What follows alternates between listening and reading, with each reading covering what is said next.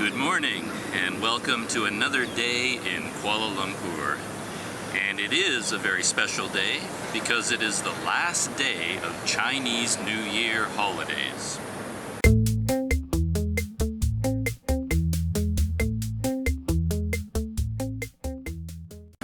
That's right, it's the final day of the Chinese New Year holiday, which means it's the 15th day on the lunar calendar. And it's a bit overwhelming because there's a lot going on today and I don't know where to go or even where to begin. So I'll begin with my favorite story that I've come across, and this is the story of a white crane that flew down to earth from heaven, and some villagers killed this beautiful crane. And the Jade Emperor got very angry about this because it happened to be his favorite crane, and he vowed that he would burn this village to the ground with a firestorm on the 15th day of the lunar calendar. Somehow the villagers knew about this, they heard the story about what was going to happen, and a wise man came up with a plan. His plan was to light bright red lanterns, set off a lot of firecrackers on that day. They did this, and when the Jade Emperor looked down from heaven, it looked like the whole village was already on fire. There were fireworks and lanterns floating around. Everything looked like it was on fire already, so he decided not to burn down the village. And now every year on the 15th day, they light red lanterns and light off firecrackers, and it saved the village from the Jade Emperor's wrath for killing his favorite crane. And I like that story. But that story also confuses me a little bit because some people call this day the Lantern Festival. They light a lot of red lanterns and they write riddles on the lanterns, and they have competitions for who can make the biggest and most elaborate lantern, apparently, and people try to solve these riddles. But there's also a lantern festival in the fall, so when I saw it was called the Lantern Festival, I was confused, like which holiday is this? But I guess it's also called the Lantern Festival. And because it's the final day of Chinese New Year holidays, I'm told there will be lion dances and other performances all over the place. At shopping malls, at temples, in Chinatown, on Peddling Street, so I hardly know where to go first. So we'll see what happens today. I'm going to go into Chinatown. It's early in the morning right now, well, about 8:30, and I don't know if anything is happening there, but we'll take a look. This afternoon, I think I'm going to go to KLCC Mall because there's a lion dance there at 5:30, and I might even go to the Guandi Temple at night, or to Jalan Alor, the famous food street, to see if there are lion dances going on there or other celebrations. You might think I'm done, but there's more. This day is also called Chap Goh Mei, which is the Chinese Valentine's Day. On this day, young single women will write their name and contact information on a Mandarin orange or a tangerine. I'm not sure what the difference is between the two, to be honest.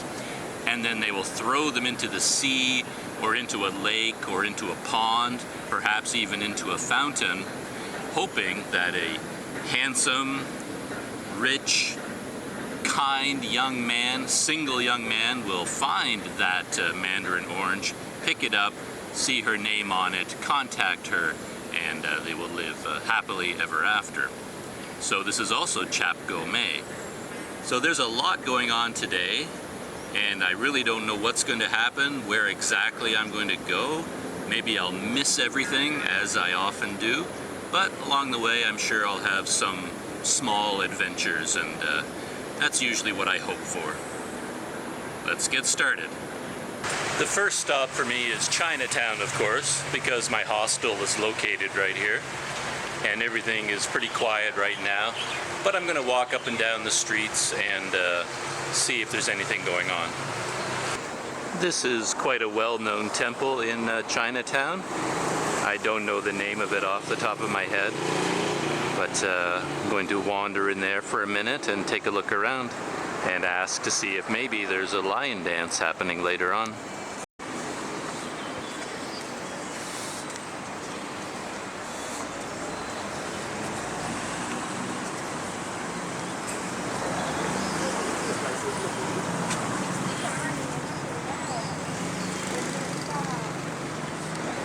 Whoa. Whoa. Wow. Something definitely happened here recently. Look at all these incense sticks. It's been a very busy temple. I've always found these huge incense sticks to be fascinating. I mean, just to give a sense of scale, you know, you can see how big it is next to my hand. There must be a special place that makes them for the temples, or are there many companies that make them? There's got to be an interesting story there. I can even feel the heat radiating off them. It's sort of like sitting beside a campfire. They're that hot.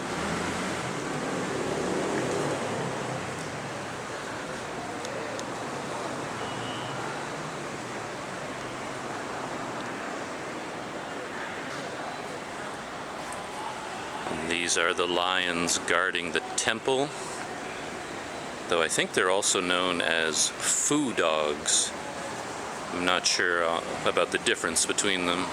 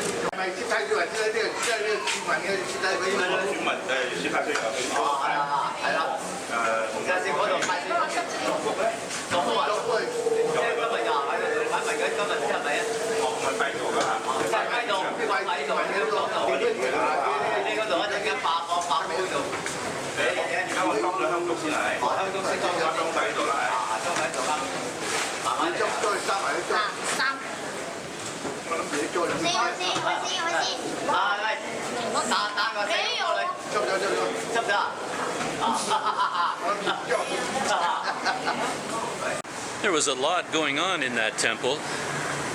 I hardly know where to start actually describing it. But what I found most interesting were the baskets, and I spoke to one man there, and his explanation was kind of what I expected, but a couple of surprises in there.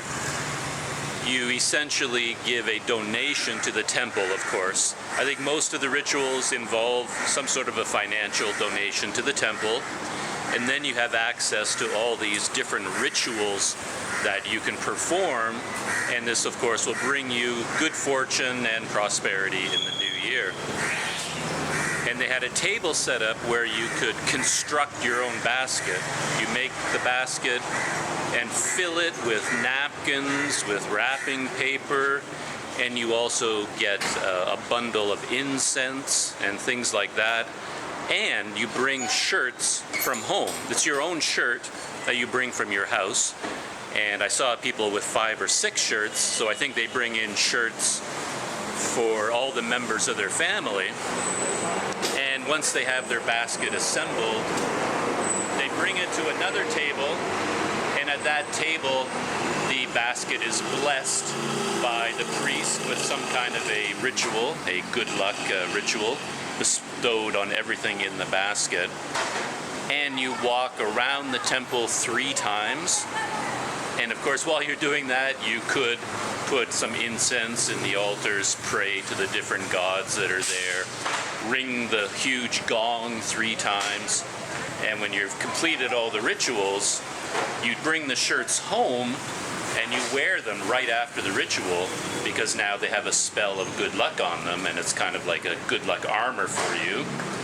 And the basket itself and all the paper that was in it, you bring to that furnace, light it on fire with one of the candles there, and then throw it into the furnace, and all the paper burns, and that also brings you good fortune for the new year. Another ritual I found interesting was performed by an older man sitting at a table, and he had a big metal punch, a metal stamp with an ink pad. And people would bring pieces of paper to him, and he would stamp the paper, or they would purchase a small hand towel at that table, and then he would stamp the towel with this red ink. And I assume that brought them good fortune for the new year. And a lot of people would come and turn their back to him, and he would give them a big stamp in the middle of the back, and this would also imprint them with a good luck fortune symbol on their back. I spoke to the man doing this, and he was very interested in my camera, and we chatted for a little bit, and he was very good-natured about it, just calling it kind of a Chinese superstition. He wasn't taking it all that seriously, but it's something you can do to bring yourself luck for the year, so why not do it? And it's a good way to stay part of the community and that sort of thing. Just keep up with your history and your culture and your traditions. I really enjoyed the atmosphere at that temple. I was wondering whether there would be a lion dance there, but there was none that I saw, and no one knew about one being scheduled. But I quite enjoyed seeing all the rituals instead. That was something new to me. So my first small adventure of the last day of Chinese New Year. An interesting twist at this temple, and if I were someone going there to perform the ritual, I'm not sure what I would think about this. But there were 2 or 3 men. They looked to be from India or Bangladesh, somewhere like that. And it was their job to maintain and control all the candles and the incense sticks that people would light and place in the altars. because they would put in so many of them, you could probably set the whole place on fire. So when there got to be too many candles in one area, he would come up, pull out all the candles, dunk them in a bucket of water to put them out, and then toss them into a bag. And they would do the same thing with the incense sticks. But the incense sticks would only be burned like 1/2 inch or 1 inch. There would still be a huge amount of incense left, but there's so many people putting them there, they couldn't leave them all in place. They had to make room for the new people. So before they were even close to being burned, they would remove them all, take them outside and throw them in that big bin that I saw before I went in the temple. And that's why that bin was so packed with incense sticks, and a lot of them were still burning. But if you think about that from the point of view of paying for the incense, lighting it, and putting it in the altar for good fortune, you kind of want the whole thing to burn down to get all the good fortune out of that incense stick. And I'm not sure how I would feel to have someone come along and just pull it out and throw it in the garbage before it was done. But nobody seemed to mind. Everybody knew it was part of the system, I guess. Today is my lucky day. I just left from the temple and I'm walking through Chinatown Street, and there's a lion dance.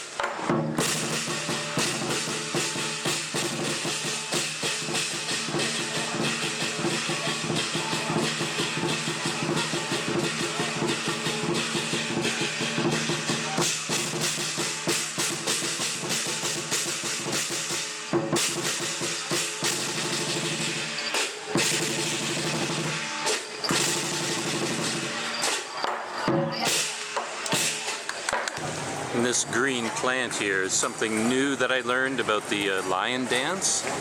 And at some point during the lion dance, the lion will stop and eat this plant, pull it out from this holder, eat it up, and then at some point he will spit it back out.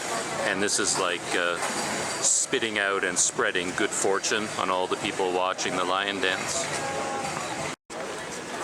And here's the promise of something dramatic. Quite a large number of firecrackers here, and they're strung all the way up the front of this building on two sides. So I guess this building, or this business, is going to get quite a large blessing of good luck for the new year.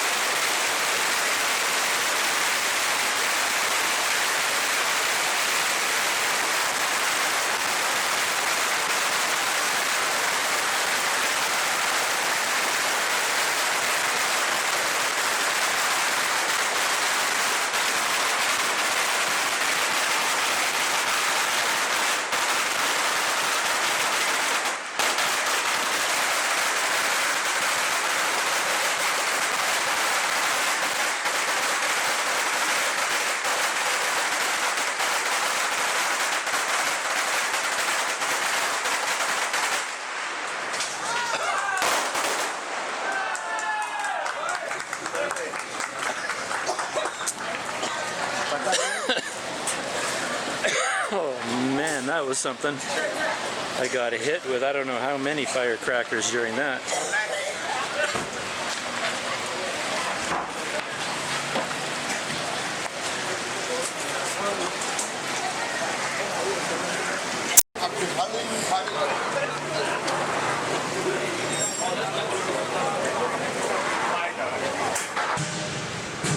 You can hear another lion dance drumming troupe just off there in the distance. I just wanted to give a quick recap of that firecrackers and lion dance performance. It was pretty interesting. It was put on by a company called Oyo, and they make a type of dried meat. And a man in the crowd told me that this meat is very famous here in Malaysia or in Kuala Lumpur, and it's quite good here and comes at a good price, and people come from all over Southeast Asia to buy this meat, stock up on it, bring it home. So Oyo is a pretty big deal, and they paid for a really amazing lion dance performance. This man also told me that the string of firecrackers was 88 feet long, and that's because 88 is a lucky number. I think he said it's pronounced Fafa, something like that, and it means wealth or money, something like that. I also find it interesting that I get different stories from different people, depending on who I talk to. Because I was told that the fireworks, for example, are there to scare away evil spirits, to scare away the evil monster Neon. And then there's the story of the Jade Emperor intending to burn down the village, and the firecrackers trick him into thinking that the village is already on fire, so he doesn't do it. But this man told me that on the 15th day of the lunar calendar, the god of prosperity is out wandering around. And the more noise you make, the more he notices you, and then he comes and gives you prosperity. So the reason you set off all the firecrackers is to get the attention of the god of prosperity. He comes to your business or to your home because he's so interested in the noise of the firecrackers, and then he bestows prosperity on you, your business, and your family. So I'm sure every story is true, and you can pick the one that you like best. One last thing, I knew the firecrackers would be loud. And I don't know if the video caught it or not, but they were seriously loud. Each firecracker going off hit my chest like a little percussive blast. I could feel them going like thump, thump, thump, thump, thump, thump, thump into my lungs. And not only that, I mean, it made my ears ring, it was so loud. And I got hit in the chest and in the face by multiple projectiles. I don't know what they were, but something came flying off those firecrackers at high velocity and smacked into my body. I ended up closing my eyes while I was filming because I was worried that something would hit my eyes. It was moving that fast. And by the time I left, I went to a little shop and got a cold drink, and I found I was covered in dust and red bits of paper from the firecrackers. My hair was full of it, my face and my eyes, my ears were full of it, and my whole body was covered by that stuff. So you don't want to get too close. You see these huge lines of firecrackers? Yeah, definitely go check them out, but you want to stand back a little bit. They're no joke. Happy Chinese New Year. The bonus question for the previous video was about the lion dance. I asked you, what is the name of the lion dance in Tibet? Answer, it is called the Snow Lion Dance, or Senga Garcham. The costume for the snow lion is pure white, sometimes with a green mane or green highlights. And from the pictures I've seen, the snow lion has big, sharp teeth. It looks amazing. Bonus question for this video. In this video, I use the phrase Chap Goh Mei. That is the name of this day and this holiday. But what does Chap Goh Mei mean if you translate it into English? Put your answer in the comments below. Answer at the end of the next video.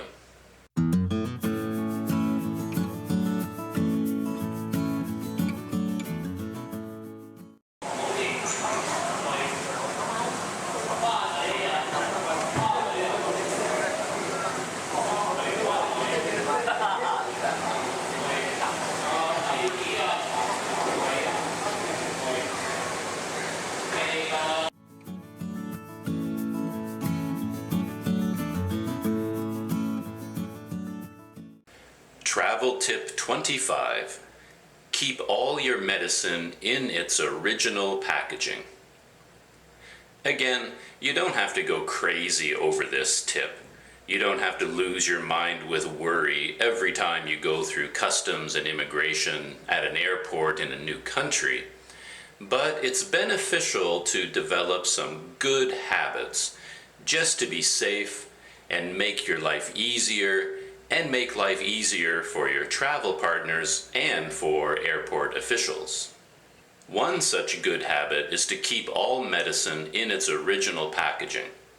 I'm talking about prescription medicine from a doctor and over-the-counter medicine that you just bought at a pharmacy. You might be tempted to take all this medicine out of its packaging and put it into new containers that are smaller and lighter and keep everything better organized, but don't do it. When you go through an airport, customs officials and immigration officials, they need to be able to identify what you are carrying with you. And if they see just a bunch of random white and blue and red pills in plastic bags or clear bottles, they have no idea what this medicine is. And they might arrest you for having illegal drugs, or they might deny you entry into the country altogether, Or they might delay you for hours as they have to investigate these pills and figure out what they are. So, keep prescription medicine in its original container with the original label from the doctor, the hospital, or the pharmacy. And it's a good idea to bring along the original prescription from your doctor. You should also do this with over-the-counter medicine like Tylenol or Contact C or antihistamine, whatever it is that you bring with you. You can try explaining to the immigration and customs officials that these are just for headaches and for colds and things like that, but if they can't see packaging, they can't identify it, and how can they believe you? In general, airport officials are just bureaucrats. They're just doing their jobs. They're not emotionally invested in any of this. They want to let you into their country so you can enjoy your holiday. They want things to go smoothly and easily, and it's up to you to package your medicine properly just to make sure that that happens and there aren't any problems for them, for you, or even for your travel partners. Imagine how annoyed your travel partners would be if they all sail through the airport and they're ready to begin the holiday, but you got held back and got delayed by 2 hours because you had unpackaged medicine with you. So, be smart. You might never have a problem, but it's better to be safe than sorry. Keep your medicine in its original packaging and everything will go smoothly for your trip.